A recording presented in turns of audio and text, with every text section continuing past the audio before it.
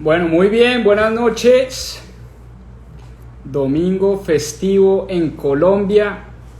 Vamos a ver qué tal sale este intento de hacer un live un domingo festivo cuando la cabeza de la gente en Colombia tal vez está desconectada, estamos descansando, pero qué mejor manera que descansar y relajarse un domingo a las 7:30 de la noche que con un buen plancito y una buena historia de club de lectura de Mis Propias Finanzas. Muchas gracias a todos los que ya se están conectando. Como siempre quiero validar que estemos bien de sonido, estemos bien de audio, que no nos vaya a fallar eso. Nunca faltan los problemas de tecnología. Hoy tenemos una gran historia, la verdad me encantó este libro. Vamos a hablar de Netflix y la historia de Netflix contada por su CEO y fundador Reed Hastings. Aquí no hay reglas. Es un libro que habla mucho de cultura empresarial, de cultura de emprendimiento, de cómo una compañía logró ser lo que es hoy. Vamos a hablar mucho de Netflix. Probablemente muchos de nosotros ahora en pandemia estemos adictos a Netflix. ¿Qué hay detrás de esta empresa? ¿Qué hay detrás de esta cultura? ¿Qué hay detrás de esta compañía que tanto ha logrado en los últimos años y que tiene una historia fascinante realmente? Para los que se acaban de conectar, un saludo muy especial. Hoy domingo festivo en Colombia.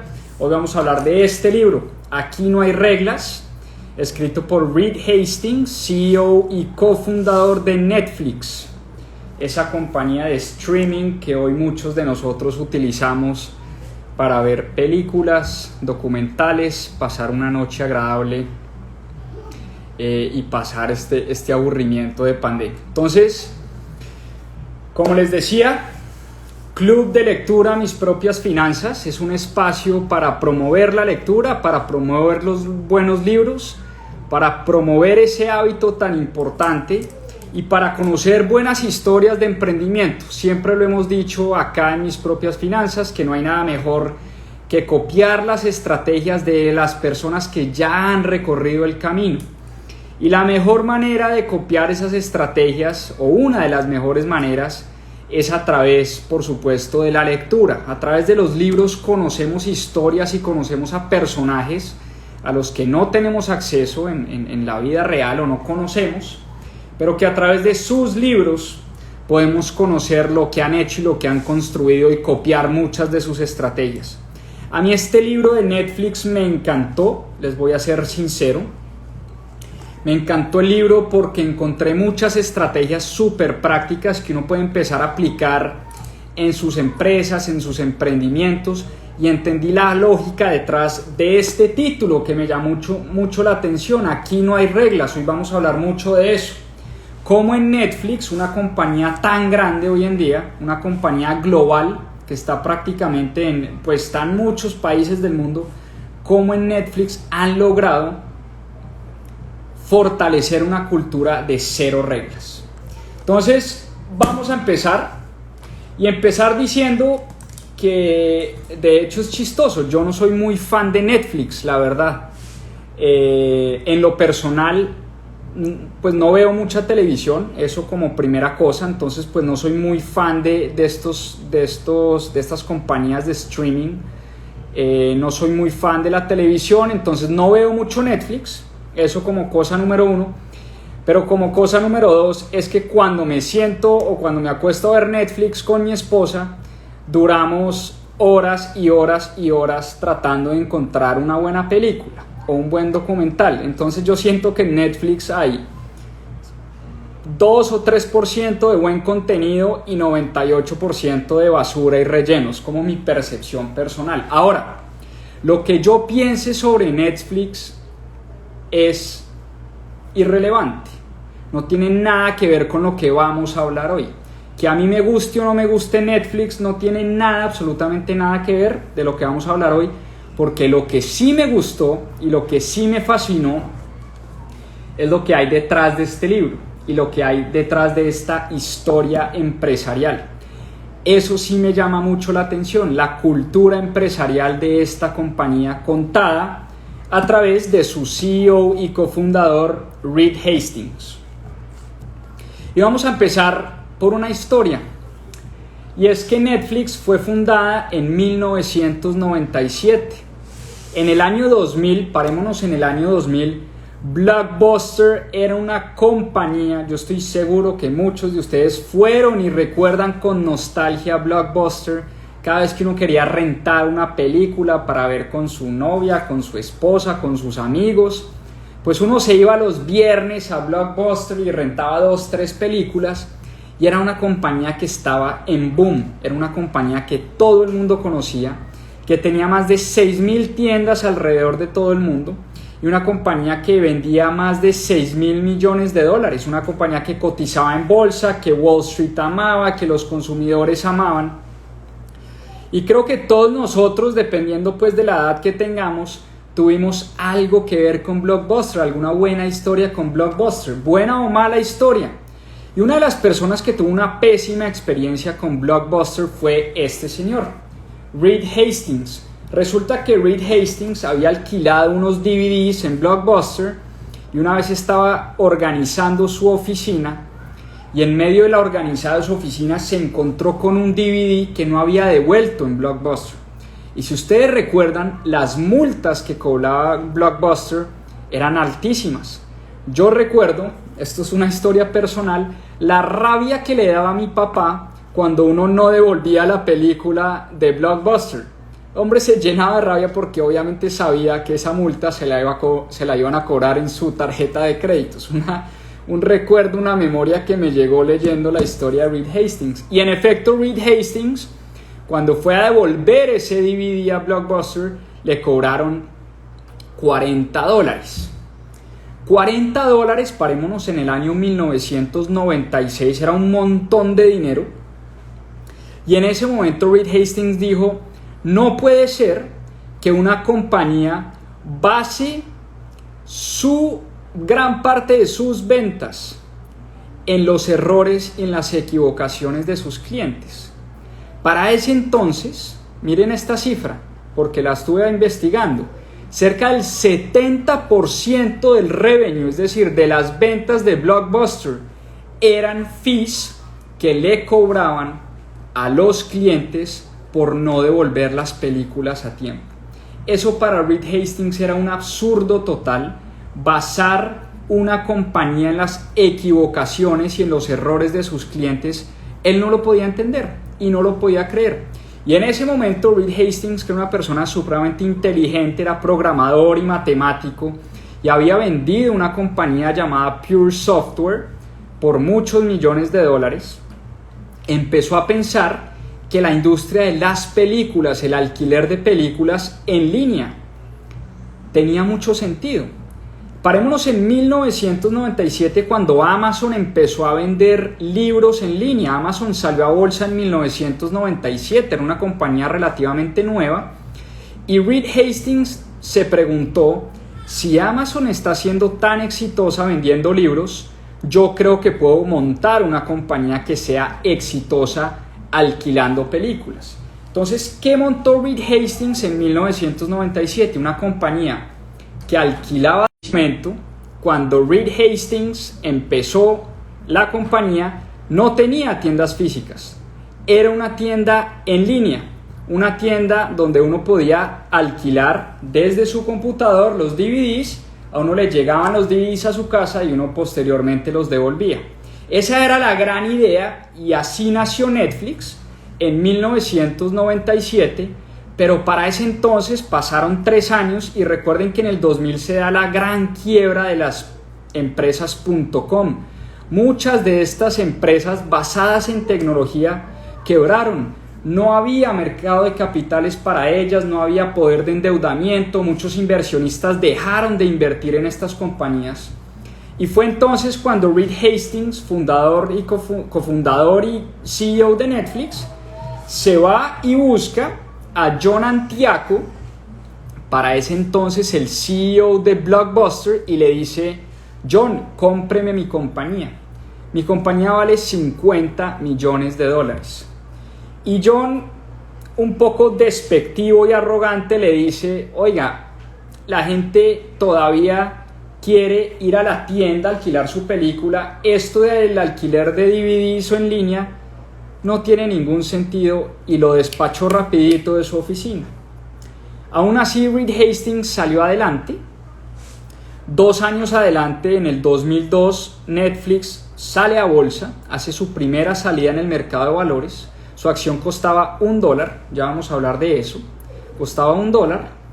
Para el año 2010, 8 años después, Blockbuster estaba declarándose en bancarrota y Netflix era una compañía completamente boyante, en crecimiento y rentable. ¿Cómo es posible que en tan solo 8 años una empresa que vendía y que valía cerca de 6.000 millones de dólares como Blockbuster tuvo la oportunidad de comprar una empresa como Netflix en 50 millones de dólares? En 50 millones de dólares tuvo Blockbuster la oportunidad de comprar a Netflix y fue prácticamente motivo de burla en ese momento. ¿Y cómo es posible que las cosas se hayan volteado de esa manera? Pues Reed Hastings dice en su libro que Netflix tenía una cosa que Blockbuster no tenía o que Blockbuster carecía, y era que en Netflix las personas eran más importantes que las reglas. Y en Netflix, dice él, en su libro, era una compañía diferente, porque era una compañía donde no existían reglas. Y por eso el título del libro que me llamó tanto la atención.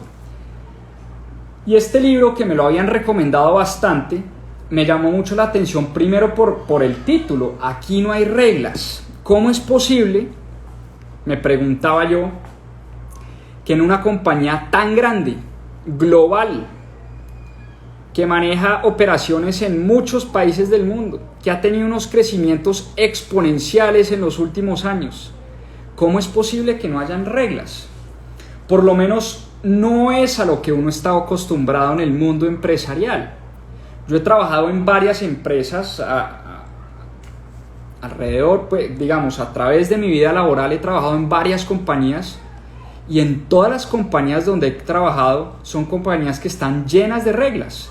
Reglas de cómo vestirse, reglas de cómo irse de vacaciones, cada cuánto irse de vacaciones, cómo presentar los informes, etcétera, etcétera, etcétera. Son compañías, por lo menos en las que yo he trabajado, que están llenas de reglas. Entonces, con esa curiosidad en mente, me puse a investigar qué es lo que hay detrás de Netflix y cómo es posible que en una compañía no existan las reglas. Y para eso voy a una historia que la cuentan en el libro, y es la historia de House of Cards. No sé si ustedes vieron la serie House of Cards. Y House of Cards fue un cabezazo de Ted Sarandos. Ted Sarandos es el director de contenidos de Netflix, es decir, es una de las personas hoy en día más importantes de la compañía y es una de las personas más reconocidas y más renombradas en Hollywood y en el mundo del streaming. Ted Sarandos es el que define gran parte de las cosas que uno ve en Netflix hoy en día. Y la historia es la siguiente. En el año 2013, Netflix todavía era una compañía que le compraba contenidos a otras empresas para poderlas mostrar en su plataforma. Netflix no producía ningún contenido en el año 2013. Y Ted Sarandos le llegó esta idea de House of Cards, y era una serie política que se sabía que iba a ser un gran éxito, pero una serie que estaba siendo, digamos, querida por muchas otras cadenas importantes de televisión. A House of Cards la querían AMC, la quería HBO, la quería CNBC y la quería Netflix. Y Ted Sarandos fue la persona que dijo: esta serie va a ser una sacada del estadio. Pero también entendía los grandes riesgos de apostarle a un solo programa. y a una sola serie. Pero él estaba convencido porque había estudiado la serie, la había entendido muy bien y sabía que iba a ser un gran logro y un gran salto para la compañía. Él quería comprar los derechos de House of Cards, iba a ser la primera serie, fue la primera serie que Netflix iba a sacar en su plataforma. Entonces pasa lo siguiente, estas compañías empiezan, ¿no?, en una pelea por quién se queda con House of Cards y Ted Sarandos decide hacer una apuesta por $100 millones por House of Cards. Para ponerlos en contexto, nunca en la historia de la compañía, nunca en los 15 o 16 años de la empresa, Netflix había pagado tanto por una serie o por una sola película o por un contenido. Para poner también esa cifra en contexto, Netflix pagó $25 millones a Disney como por 30 o 40 películas, $25 millones. Y este tipo, el director de contenidos de Netflix, pagó $100 millones por House of Cards. $100 millones, era una apuesta que él decía, mire, era una apuesta brutales. Y a Ted Sarandos lo entrevista. Esta historia tiene que ver con la cultura de Netflix. Y la respuesta de él fue, el 100% del éxito de esta historia tiene que ver con la cultura de Netflix. Y les voy a contar por qué. Ted Sarandos nunca le contó a su jefe, que era Reed Hastings, nada más y nada menos que el cofundador y CEO de la compañía, nunca le contó que estaba apostando $100 millones por House of Cards. Le contó como un hecho cumplido. Creo que estamos teniendo problemas con la señal, porfa me confirman.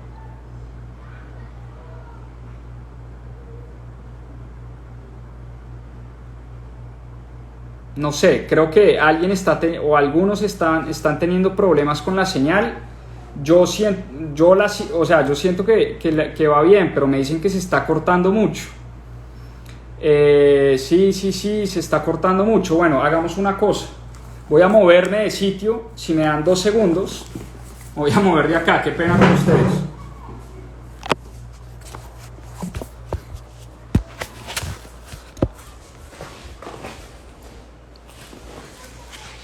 Vamos a movernos de lugar.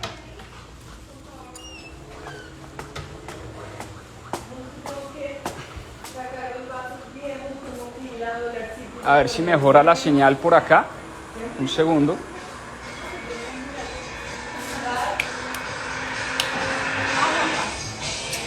Chao, gorda.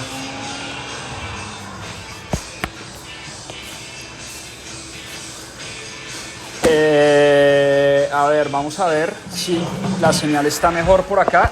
Un segundo.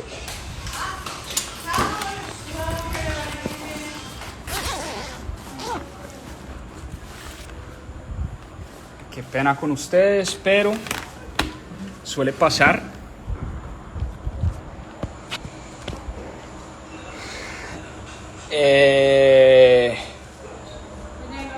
Bueno, vamos a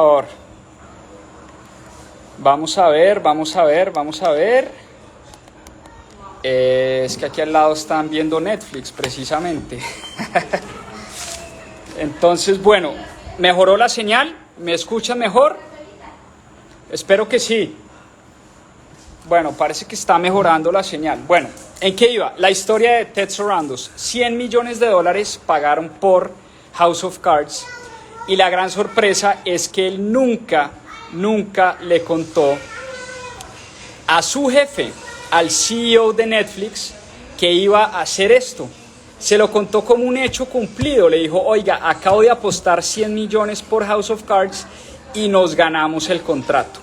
Cosa que a Reed Hastings lo puso bastante ansioso porque sabía que era una gran apuesta, pero también lo puso muy contento porque sabía que la cultura que él había tratado de impulsar y de implementar por muchos años era la cultura que él estaba esperando de sus, llámense, colegas o las personas que trabajaban para él. Esa es realmente la cultura que se impulsa en Netflix. ¿Y cómo empieza a desarrollar Reed Hastings esta cultura? De personas como Ted Sarandos, que son capaces de tomar ese tipo de decisiones que pueden llevar al límite la compañía, pero son personas que saben lo que están haciendo. Reed Hastings confía 100% en su director de contenidos y por eso se emociona cuando él toma una decisión de $100 millones. Ahora, en el año 2001, cuando la compañía empieza a pasar un momento supremamente complicado, a Reed Hastings le toca despedir a 1/3 de su plantilla, a 1/3 de su nómina. Y se da cuenta de una cosa increíble, y es que cuando despide a 1/3 de su empresa, empiezan a ser mucho más productivos, empiezan a producir mucho más con menos personas. El costo de su gente se bajó sustancialmente, el costo de la gente se bajó sustancialmente, pero por otro lado, empezaron a hacer mucho más. Y la gran pregunta es, ¿cómo es posible que con menos personas estemos produciendo más y nos esté yendo mejor? Y ahí es cuando Reed Hastings y su directora de recursos humanos descubren que al haber despedido a 1/3 de la compañía, se habían quedado con el mejor talento, Y empieza en Netflix a desarrollarse una cultura de la densidad del talento. ¿Qué es la densidad del talento en Netflix? Para Reed Hastings es mucho mejor tener a una superestrella, a una persona que la saque del estadio y sea supremamente eficiente con sus cosas. ¿Qué es eso? ¿Qué estás haciendo? Estoy haciendo un evento. ¿Quieres saludar? Sí. ¿Sí? A ver. ¿Dónde está el evento? ¿Dónde está el evento? Está acá. A ver, saluda. Hola. Dile hola, amigos. Hola, amigos. ¿Cómo están todos? ¿Cómo está todo? ¿Les está gustando la historia? ¿Les está gustando esto ya? Bueno, chao, amigos. Voy a dejar a mi amigos. papá tranquilo. Voy a ir, papá, tranquilo. Los quiero mucho. Lo quiero mucho. Chao, chao. Chao, chao. ¿Listo? ¿Ahora sí? Sí. ¿Puedo seguir con la historia? Sí. Bueno, te amo. No. Te amo, mi amor. ¿Listo? No. ¿No qué? Estoy en un live. No. ¿Dónde está Yo te mamá? acompaño. ¿Yo te acompaño? Bueno, listo. Acompáñame, pues. Ok. Seguimos con la historia. Densidad del talento. Se dieron cuenta que menos personas hacían mucho más por la compañía. Y aquí es donde Reed Hastings se le convierte en una obsesión en contratar al mejor talento posible. ¿Cómo hacen ellos para contratar el mejor talento posible? Resulta que esto se empieza a volver un círculo virtuoso dentro de Netflix, porque nada mejor para la gente que trabajar con un equipo de superestrellas. Y en Netflix hay una filosofía muy clara, y es que en Netflix, dice el fundador, es que son un equipo, no son una familia. En muchas empresas siempre dicen, aquí somos una familia. En Netflix no. En Netflix el CEO de la compañía dice, aquí somos un equipo. Y como equipo necesitamos que el director técnico escoja a los mejores jugadores en cada posición. De esa manera, cuando uno se empieza a rodear por los mejores talentos, por las personas que pueden desarrollar mejor las tareas y las funciones, es que uno puede desarrollar un buen equipo dentro de la compañía. Y así es como la gente empieza a descubrir que Netflix es un gran lugar para trabajar. Ve donde mamá, pues. Un gran lugar para trabajar. Un lugar donde la gente está rodeada de gran talento. Y hay una cosa muy especial en Netflix, y es que a la gente le pagan mucho más que el promedio de los salarios del mercado. Y esto es muy importante, porque Reed Hastings promueve que la gente dentro de su empresa averigüe cómo están los salarios del mercado. De esa manera, cuando una persona que trabaja en Netflix la llaman de Google o la llaman de Facebook o la llaman de Amazon o de otra compañía del sector tecnología, por ejemplo, en Netflix se promueve que averigüen cuánto les están pagando en esas compañías o cuánto les pagarían en esas compañías. Y Netflix siempre promete que pagará el mejor salario del mercado. Porque para Reed Hastings es mejor pagar un mejor salario a que se le lleven el talento. Para él es mucho más costoso que se le lleven el talento a tener que pagar los mejores salarios del mercado. Entonces uno va viendo cómo se empieza a crear una cultura de excelencia, de traer el mejor talento, de pagarle muy bien a su gente. Y no solo eso, imagínense esta política que me dejó descrestado. En Netflix no hay salarios variables, no creen en el salario variable por resultados. Muchas veces nosotros en nuestras empresas implementamos el salario variable de acuerdo a resultados.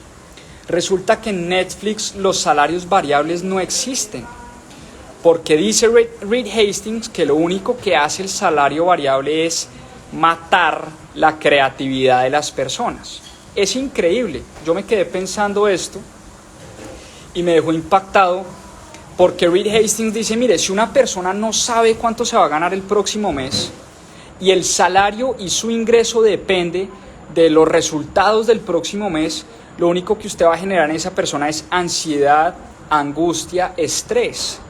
Y para uno generar una cultura de innovación y creatividad, uno tiene que dejar el estrés a un lado. Uno tiene que dejar la ansiedad a un lado. Por eso Reed Hastings prefiere pagarle a la gente muy bien, que la gente esté muy contenta en su compañía y que se dedique a crear y a innovar. Y el segundo pilar importantísimo en Netflix es la sinceridad, la honestidad, pero la honestidad puesta en práctica, porque son muchas las empresas que ponen en su página web, aquí somos honestos, aquí somos sinceros, aquí promovemos la sinceridad y la honestidad. Pero en Netflix realmente se aplica ese fundamento de sinceridad. Y es que en la compañía se promueve todo el tiempo que se den sesiones de sinceridad constructiva, las llaman ellos. Y son sesiones que deben cumplir 4 requisitos. Y son sesiones primero que son 360, es decir, el jefe con su subordinado, pero también su subordinado le promueven para que le diga las cosas de frente a su jefe. Todo el tiempo promueven estas sesiones de retroalimentación 360, pero esas retroalimentaciones deben cumplir 4 requisitos. El primero, deben ser retroalimentaciones que ayuden, que aspiren a ayudar. El segundo, deben ser retroalimentaciones que sean aplicables, es decir, que la gente pueda aplicar, que cuando yo doy mi retroalimentación y mi sinceridad constructiva, esa persona a la que le estoy dando retroalimentación pueda aplicar esa retroalimentación que yo le estoy dando. La tercera condición que debe cumplir: la persona que recibe la retroalimentación debe agradecer siempre que le dicen las cosas de frente y en la cara. Y por último, hay que aceptar o descartar la retroalimentación. No necesariamente cuando a mí me dan retroalimentación o me dan un consejo, yo tengo que aplicar ese consejo. Yo soy libre de saber y yo soy lo suficientemente inteligente para saber si yo aplico o no aplico ese consejo que me están dando. Pero entonces se promueve una cultura donde constantemente a la gente le están dando retroalimentación de su trabajo y cómo se está comportando en el trabajo y qué tan eficiente está haciendo su trabajo. Y es una retroalimentación que se da en doble vía, no solo el jefe a su subordinado, sino el subordinado a su jefe. Promueven todo el tiempo que al jefe le estén dando retroalimentación. Entonces, cuando uno empieza a crear una cultura, primero, de los mejores talentos, bien pagos bien remunerados y una cultura de sinceridad donde la gente se puede decir las cosas a la cara. Y un poco la filosofía de Netflix es: no digas de nadie lo que no serías capaz de decírselo en la cara. Me pareció fascinante. Y es: nunca hables mal de nadie o nunca digas nada de otra persona que no seas capaz de decírselo de frente, en la cara. Y en Netflix se considera una deslealtad que uno no sea capaz de decirle a las personas lo que realmente uno piensa de esa persona. O uno no sea capaz de decirle al jefe lo que realmente piensa de los proyectos, por ejemplo, que está implementando. Se considera desleal y deshonesto que uno no diga las cosas que uno cree. Entonces, cuando uno empieza a juntar el mejor talento y una cultura donde se da retroalimentación constante, ahí es cuando realmente empieza a existir, digamos, el plato está servido para que no hayan reglas dentro de la compañía. ¿Por qué? Porque cuando uno tiene el mejor talento y uno crea una cultura de sinceridad dentro de la empresa, lo que está haciendo es dar libertad con responsabilidad. Por eso en Netflix, dice Reed Hastings, no necesitamos que haya reglas, porque las personas son lo suficientemente inteligentes, lo suficientemente responsables y lo suficientemente capaces para tomar buenas decisiones que no vayan en contra de las visiones y los objetivos de Netflix como compañía. Y el primer ejemplo clarísimo que da es el ejemplo de las vacaciones. En Netflix quitaron la política de vacaciones, es decir, la gente no necesita contarle al jefe, no necesita pedirle permiso a nadie para irse de vacaciones. Pero el gran miedo que tenía Reed Hastings era que esa política, digamos, esa no política de vacaciones, eliminar la política de vacaciones, se convirtiera en una política de no vacaciones. Es decir, que la gente se fuera al otro extremo. ¿Y cuál es el otro extremo? Pues que la gente no se tome vacaciones por el miedo de qué dirá mi jefe, por el miedo de qué dirán mis compañeros, van a pensar que soy un vago, van a pensar que yo no trabajo, van a pensar que yo no hago nada. Entonces, ¿cómo hicieron para eliminar ese miedo? Y aquí es donde Reed Hastings dice, el ejemplo empieza por casa y el ejemplo empieza desde arriba. El liderazgo hay que darlo con ejemplo. Entonces, yo como CEO y como cofundador de mi compañía, me empecé a ir de vacaciones 2-3 meses del año y no solo eso, empecé a contarle a la compañía qué hacían mis vacaciones. Entonces Reed Hastings ponía fotos, le contaba a la gente, mandaba correos diciendo estoy en las Islas Vírgenes surfeando y mandaba fotos de él surfeando en las Islas Vírgenes, qué sé yo. Le empezó a contar a todo el mundo y de esa manera, poco a poco, los directores, los vicepresidentes se empezaron a sentir más tranquilos de, ok, si el CEO se va de vacaciones y en efecto esta es una política que podemos implementar acá, pues yo también me voy a ir de vacaciones. Y no es que la gente en Netflix no trabaje y se la pase 12 meses del año en vacaciones, porque volvemos a lo mismo. La gente es lo suficientemente inteligente y lo suficientemente responsable para tomar la decisión de, primero, cuándo irse de vacaciones y segundo, cuánto tiempo. Por supuesto, si uno se va 12 meses de vacaciones, pues lo primero que le puede esperar es que lo boten del trabajo, porque es imposible trabajar cuando uno se va 12 meses de vacaciones. Por eso la gente inteligente y que uno le da esa cierta libertad, empieza a generar esa responsabilidad de, ok, me están dando libertad, esa libertad la voy a cuidar como un tesoro, ¿no? La voy a cuidar como un tesoro.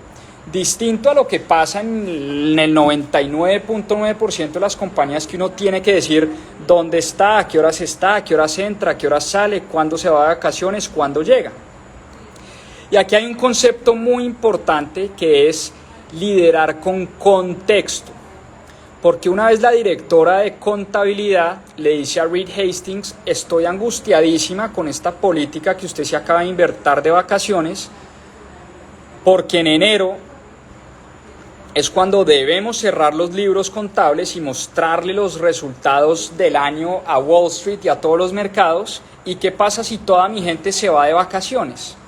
Y la respuesta a Reed Hastings es fantástica. Le dice a la directora de contabilidad: si todos tus contadores y toda la gente que trabaja para ti se va de vacaciones en enero, el mes más importante de Netflix para el área contable de la compañía, quiere decir que tú no estás liderando con contexto. Tú no le estás explicando a la gente, o la gente no está entendiendo bien el mensaje. Entonces lo que uno tiene que hacer es decirle: mire, señores, enero es el mes más importante para nosotros. Váyanse de vacaciones cualquier mes del año menos en enero. Y resulta que esto era un miedo infundado de la directora de contabilidad, porque nadie, absolutamente nadie, que trabajaba en el área contable decidía tomarse vacaciones en enero. La gente, cuando es libre y cuando es responsable y cuando es inteligente, sabe cuándo se puede ir de vacaciones. Si yo soy contador en Netflix y sé que el mes más importante de la contabilidad de la compañía es en enero, pues yo no me voy a ir de vacaciones en enero. Esa es un poco la filosofía que hay detrás de eliminar la política de vacaciones. Y así poco a poco fueron eliminando muchas reglas y muchos procesos y muchos procesos que tenían en la compañía. Lo mismo pasó con la política de viajes y gastos. La gente se empezó a preguntar: ok, cuando viajo por trabajo, ¿puedo viajar en primera clase? ¿O tengo que viajar en económica? ¿Puedo quedarme en el mejor hotel de la ciudad? ¿Puedo pedir champaña cuando saco a un cliente a comer o no?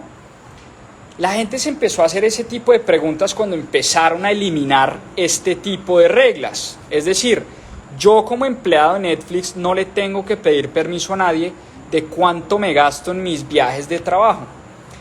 Y la primera política que se inventaron, o el primer lema, o la primera filosofía fue: gaste el dinero de la empresa como usted gastaría su propio dinero. Y a Reed Hastings le sonó inteligente y le sonó perfecto. O sea, yo soy responsable con mi dinero, entonces yo voy a gastar el dinero de la empresa como yo gasto mi propio dinero. Pero resultó que eso fue un gran error, porque no mucha gente sabe gastar bien el dinero. Entonces, gente que era adicta al lujo, adicta a los viajes, adicta a los hoteles 5 estrellas, adicta a viajar en primera clase, pues empezó a gastar como manejaba su dinero y sus finanzas personales, cosa que fue bastante desastrosa para Netflix. Pero rápidamente corrigieron esa filosofía y dijeron: no es que vayamos a quitar y vamos a implementar reglas, sino al revés. Vamos a cambiar la filosofía, y no es gaste como usted gastaría su dinero, sino no haga nada que vaya en contra del beneficio de la compañía. Entonces, una cosa es gastar como uno gastaría su dinero, cada cual en su cuento. Otra cosa es no gastar o no hacer nada que vaya en detrimento patrimonial de la compañía. ¿Y a qué se refería Reed Hastings con esto? Mire, si usted tiene un viaje de California a Nueva York y usted tiene que viajar por la noche y su reunión importante es a las 7 de la mañana, pues entonces cómprese el tiquete en primera clase, porque yo necesito que usted esté bien dormido, que viaje cómodo, y ahí sí gastes el tiquete en primera clase. Pero si usted viaja de Boston a Nueva York, ¿no?, que es un vuelo de 45 minutos, y va a una reunión por la noche y tiene tiempo para descansar durante el día, pues no necesita viajar en primera clase. Entonces no haga nada que vaya en detrimento patrimonial de la compañía. Usted entiende fácilmente si necesita o no viajar en primera clase. Si es imperativo viajar en primera clase, viaje en primera clase. Aquí no lo vamos no vamos a poner la regla de si sí o si no. Usted es libre de tomar las decisiones que sean para bien de la compañía. Cosa que a uno le empieza a dar como una angustia, ¿no? Cuando uno empieza a leer esto y uno dice: ¿cómo es posible que eso funcione? Y en efecto, uno empieza a pensar, ¿qué pasaría si a mí me dieran un cheque en blanco o una tarjeta de crédito de mi compañía para yo gastar y me dicen, oiga, no haga nada por favor que vaya en detrimento de la empresa, y me dan esa confianza? Pues resulta que uno de verdad empieza a valorar esa confianza. Cuando uno le dan una tarjeta de crédito y le dan vía libre para gastarse la plata de la compañía, habrán unos pocos que le hagan trampas a regla. Pero Reed Hastings tiene una filosofía muy bonita y dice, no porque unos pocos actúen mal, tengo que cambiar la política que beneficia a miles y miles de empleados en los que yo confío. Entonces, si alguien decide abusar de la confianza que le estamos entregando, no dudaremos un segundo en despedir a esa persona. El que viola la confianza en Netflix es despedido sin compasión. Esa persona que viola la confianza es despedida rápidamente. Pero aquellas personas, y lo que se han dado cuenta es que la gran mayoría de las personas valoran mucho esa libertad, valoran mucho esa confianza. Entonces una vez uno empieza a eliminar todo este mundo de reglas que además quitan tiempo y quitan la innovación y matan la creatividad y le permiten a las personas enfocarse en lo que realmente es importante, pasamos a no tener que aprobar las decisiones importantes. Y por eso devolvámonos a la historia del principio que les conté de Ted Sarandos. Una cosa es no tener que aprobar un viaje, un gasto en primera clase, un hotel.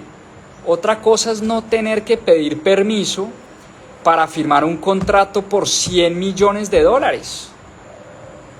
A ese nivel ha llegado Netflix, donde le dice a los directores, por ejemplo a los directores de los países, al director de Brasil, cuando llegó a la compañía, le llegó un correo diciendo, Pepito Pérez, no recuerdo el nombre del director de Brasil, le dijeron, Pepito Pérez, desde hoy eres el director de la oficina de Brasil y tienes la potestad para firmar contratos por Netflix. Y él respondió el correo diciendo, ¿contratos por qué monto o hasta qué monto? Y la respuesta de recursos humanos y del área legal de la compañía fue, por el monto que a ti te parezca. Eres libre de firmar cualquier contrato en la compañía por el monto que tú consideres sea beneficioso para la empresa.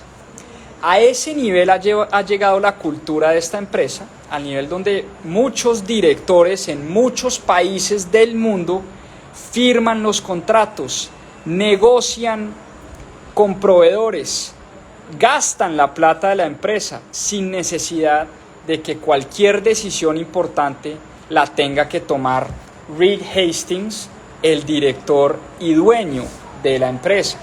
Entonces, si el jefe cree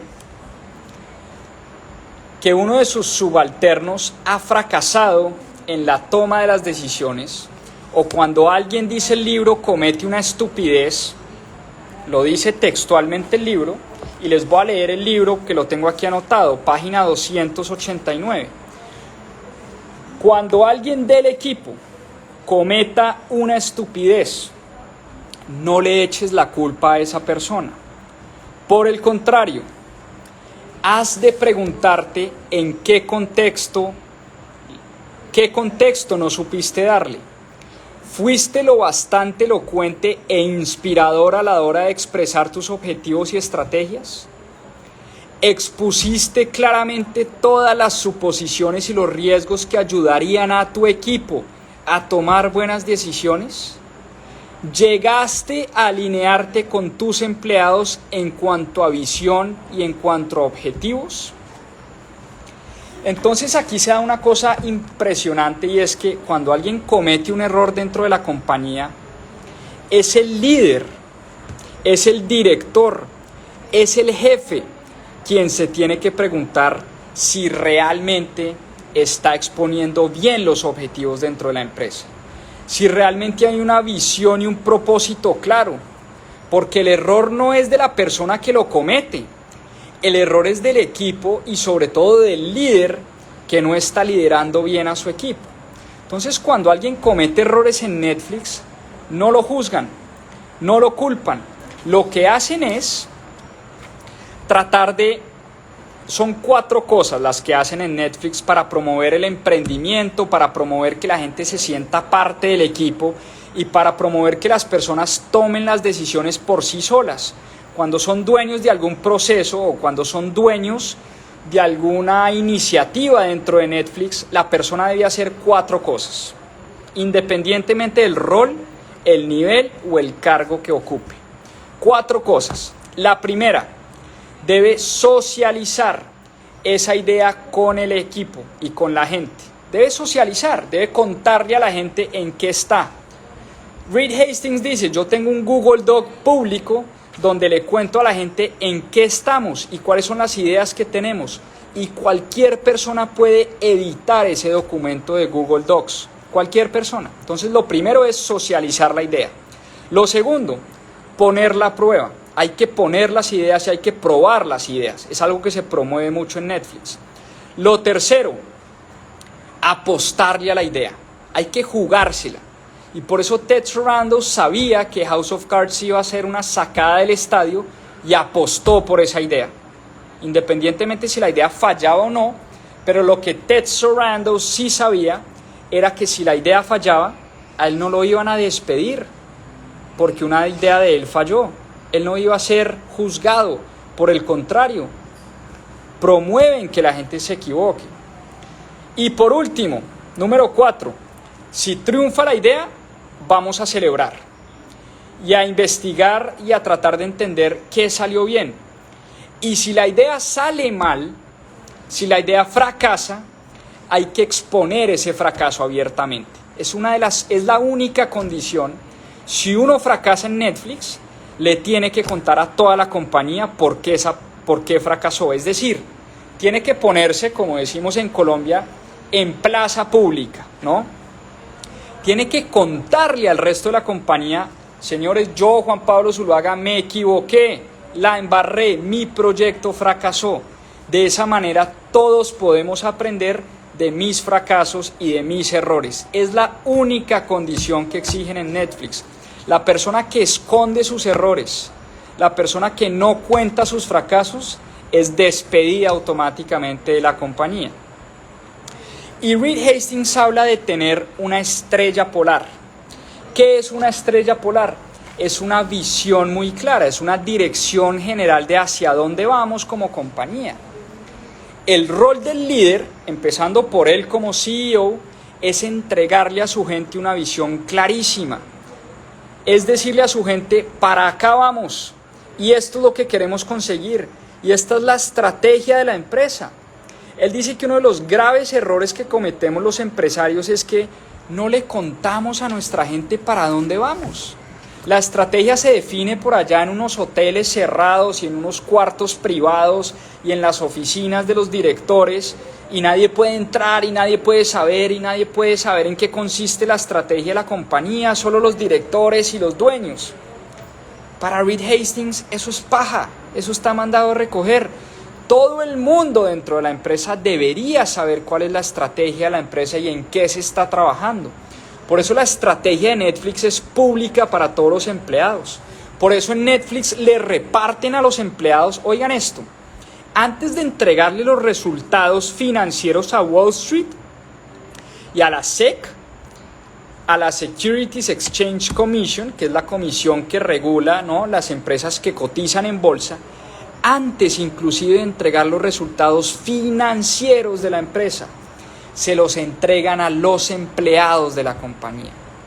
Y uno de los grandes temores de la directora de recursos humanos le dijo a Reed Hastings, Reed, esto es una locura entregarle los resultados financieros de una empresa pública a nuestros empleados. Esto le puede dar cárcel a la gente. Pues resulta que en efecto, una persona que usa información privilegiada de una compañía pública puede ir a la cárcel. Es un riesgo palpable, es un riesgo real. Una persona que usa información privilegiada puede ir a la cárcel. Y Reed Hastings dice, ok, le vamos a contar eso a la gente. Entonces, cuando entregan los resultados financieros, le dicen a la gente, oiga, ojo, Porque si usted revela estos resultados, usted puede ir a la cárcel. Es decir, le explican a la gente las consecuencias que puede tener usar esa información indebidamente. La gente puede ir a la cárcel y eso lo sabe todo el mundo en Netflix. Pero no por eso le esconden los resultados financieros a sus empleados. Y por eso deciden y toman la decisión de entregarle el PIG, el balance, el número de suscriptores, las utilidades, absolutamente todo a su gente antes inclusive de que Wall Street se entere. Ya la gente verá qué hace con esa información. El que decida usar esa información para beneficio propio es una persona que está corriendo el riesgo de ir a la cárcel, pero está avisado. Y es lo que les dicen en Netflix, usted puede ir a la cárcel si utiliza mal esto. Ahora, no por eso le vamos a esconder la información. A ese nivel llega la confianza en la gente de Netflix. A ese nivel llega la confianza en su equipo. Y por eso él ha tomado la decisión de eliminar todo tipo de reglas en su compañía. Ahora, ¿cuál es el gran desafío que está teniendo Netflix en este momento? Y es que es una compañía que se globalizó. Netflix hoy en día está prácticamente en todos los continentes del mundo. Y antes era una compañía americana que solo estaba en Estados Unidos. En el 2010 abrió sus puertas a Canadá, después abrió sus puertas en Latinoamérica, después llegó a Europa, después llegó a Asia y hoy está en todos los rincones del planeta. Y uno de los grandes desafíos es tener que lidiar con las distintas culturas, porque se han encontrado, por supuesto, con choques culturales. Para un japonés le tiene un respeto enorme a su jefe. Para un japonés es supremamente complicado decirle al jefe lo que él piensa. De hecho, en Japón despiden a las personas muchas veces por decirle a sus mayores. Es un respeto, digamos, por la jerarquía y por los mayores. Es un respeto enorme. Lo mismo pasa en Singapur. Singapur es una sociedad completamente de jerarquías, de pirámides. En Singapur manda el de arriba y los de abajo no tienen ni voz ni voto. Así se acostumbraron a vivir allá. Por eso cuando una de estas compañías llega a Singapur o llega a Japón, rápidamente se tiene que adaptar a esa nueva cultura. Entonces, no porque llegan a un nuevo país van a cambiar sus reglas y van a empezar a implementar un montón de reglas, sino por el contrario, van a destinar mayores recursos y mayores esfuerzos a promover la cultura de la compañía. Entonces, en un país como Japón trabajan supremamente fuerte en que cualquier empleado de la compañía trabaje en estas sesiones de retroalimentación con su jefe y las promueven todo el tiempo. Entonces Reed Hastings cada vez que viaja a Japón o cada vez que viaja a Singapur o cada vez que viaja a cualquier país trata de entender en dónde está parado y trata de entender la cultura de ese país. Lo mismo cuando abrieron oficina en Brasil, nada más importante para un brasilero que la hora del almuerzo. Para un brasilero, no sé si ustedes han ido a Brasil, pero cuando yo fui a Brasil, para el brasilero el almuerzo es una cosa de sentarse 2 horas a conversar, de comer picaña, de comer feijoada, de echarse unos bacanales durante 2 horas y compartir con su gente. En Brasil no se concibe, como sí se concibe en Estados Unidos, el almuerzo en el puesto de trabajo, un sándwich de rapidez. Para un gringo, para un americano, almorzar es un tema de trámite. Es un tema de que hay que hacerlo porque necesito calorías y punto. No es un tema de salir, echarse unos tragos, pasarla bien y después echarse una siesta. O sea, el americano no concibe ese tema. Por eso cuando Netflix llega a Brasil y se da cuenta de esto, los brasileros le dicen a Reed Hastings, oiga, no viejo, ¿cómo así que aquí las reuniones duran 30 minutos? A mí no me venga con el cuento que aquí vamos a almorzar un sándwich en el puesto de trabajo. Camine a almorzar que le tengo picaña, feijoada, ¿no? Pan de queso y un montón de bacanales que comen en Brasil, deliciosos por cierto. Pero poco a poco la compañía se tiene que ir adaptando a las distintas culturas.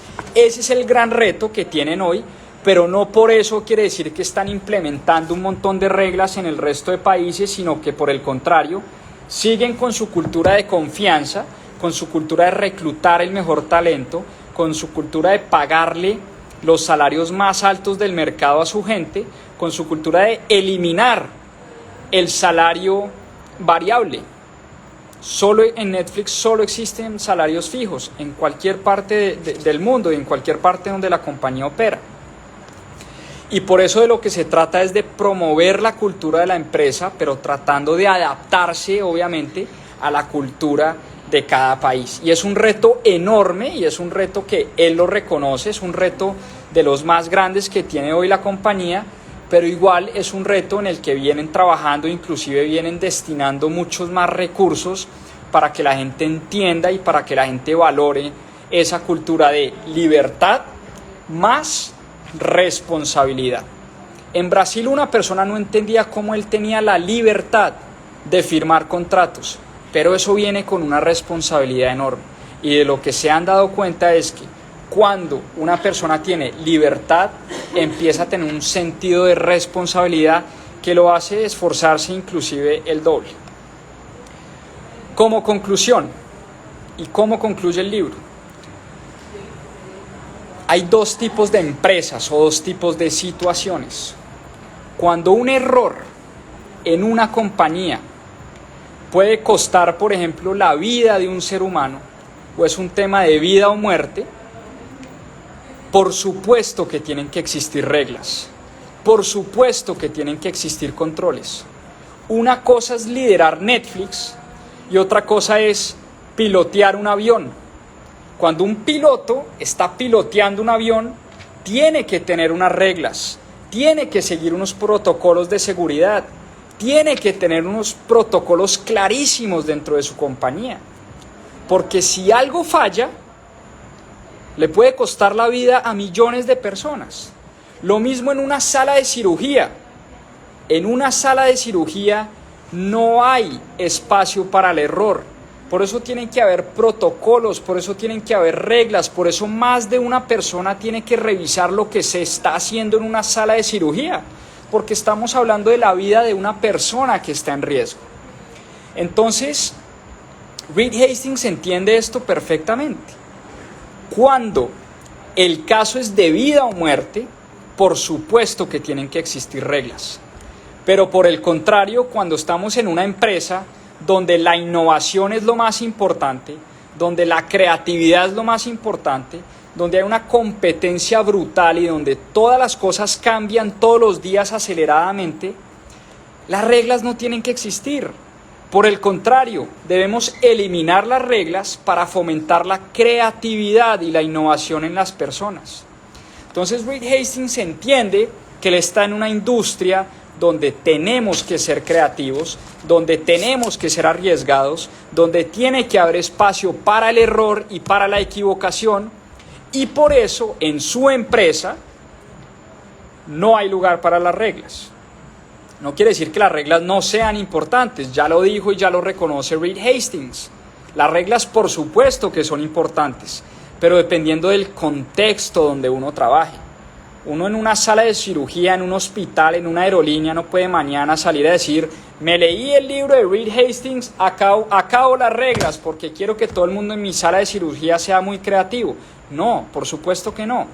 Pero en Netflix, que es una empresa que todo el tiempo está corriendo riesgos, todo el tiempo tiene competencia, hoy en día está Amazon Prime, Disney Plus, Hulu, etcétera, etcétera, etcétera, es una empresa que tiene que robarse el mejor talento, pagarle a la gente por encima del mercado, eliminar las reglas, darle libertad a la gente y por supuesto promover la responsabilidad. Esto no es como una ópera donde todo tiene que salir perfectico, dice Reed Hastings, sino esto es como un concierto de jazz donde los músicos pueden improvisar y el que se sienta cómodo con la improvisación venga y trabaje para nosotros, que este es el mejor lugar para trabajar. Y en efecto, Netflix ha sido nombrada la empresa o el mejor lugar para trabajar durante 3 años consecutivos cuando compite en la industria de las empresas de tecnología. Vámonos a 1997 ya para cerrar. Esta era una empresa que pudo ser adquirida por $50 millones. Blockbuster tuvo la oportunidad de comprar esta empresa por $50 millones. No lo hizo. Hoy en día, Netflix, a cierre del viernes, que revisé el precio de la acción, $512 vale una acción de Netflix. Eso le da una capitalización bursátil o un market cap o un precio como compañía, si se quiere, de $226 millones. Repito, Blockbuster tuvo la oportunidad de comprarla por 50. Hoy en día esta es una compañía que vale $226 millones. Tiene 200 millones de suscriptores en el mundo entero. 200 millones, estamos hablando cerca de la totalidad de la población de Brasil. 200 millones es casi 4 veces la población de Colombia. 200 millones de personas que pagan una suscripción de Netflix. Ventas por $25 millones. Utilidades por $2.700 millones. Hicieron IPO en el 2002. Su acción valía $1. Y la acción hoy en día de Netflix vale $512. Entonces, como les decía al principio, no soy un fan de Netflix como producto porque no encuentro mucha calidad. Esto es un tema muy personal y no veo mucha televisión. Yo veo que Netflix tiene 5 o 10 buenas películas y un mundo de relleno, pero eso es lo de menos. Eso es lo de menos. Que a mí me guste o no me guste Netflix es realmente lo más irrelevante de esta conversación. Pero me encantó este libro, la verdad. Me encantó este libro. Me encantó la cultura de la compañía. Me llevo un montón de lecciones que voy a empezar a reflexionar y a tratar de aplicar en muchos de mis emprendimientos, porque son lecciones supremamente aplicables independientemente, obviamente, del tamaño de las empresas. Yo creo que las lecciones que se relatan en este libro, cualquier persona, cualquier compañía, por pequeña que sea, las puede aplicar. Entonces yo creo que es un libro lleno de buenas lecciones, de un tema apasionante que es el tema de la cultura empresarial, y es un tema al que sí le dedico mucho tiempo, a estudiar las distintas culturas de compañías. Entonces puede que no dedique mucho tiempo a ver Netflix, pero sí le dedico mucho tiempo y me pareció una historia fascinante, una historia que vale la pena leer, una historia que los invito a que la lean. Es un libro pues no muy largo, tiene 350 páginas. Recuerden el tip del que hablamos acá en Mis Propias Finanzas: cuando tienen un libro gordito, divídanlo en pequeñas tareas. Lean un poquito en la mañana, un poquito después de almuerzo, un poquito en la noche, y van a ver cómo empiezan a leer un libro por semana. Es lo que estamos haciendo. Creo que ya llevamos más de 17 o 18 libros acá en Mis Propias Finanzas.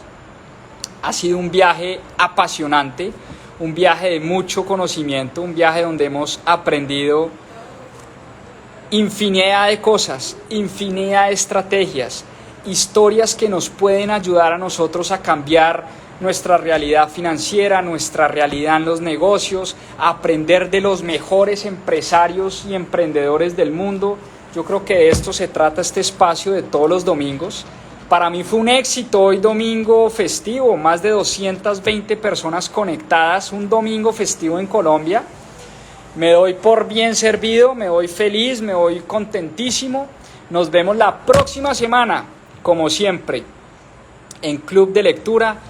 Les soy sincero, no he definido qué libro vamos a leer esta semana, pero yo creo que esta noche se los revelo, así que pendientes a las historias o pendientes en nuestro Instagram, que vamos a contarles qué libro vamos a leer esta semana y de qué libro vamos a hablar el otro domingo a las 7:30.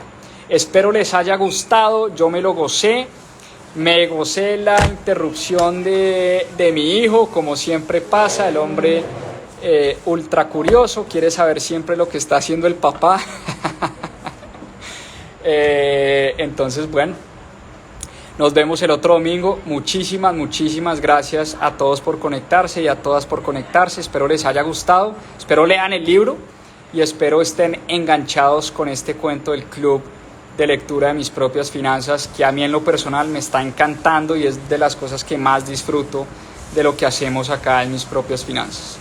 Un abrazo para todos, que terminen de gozarse el puente a los que están en Colombia y los que no, un feliz comienzo de semana. Chao y muchas gracias. Abrazo grande.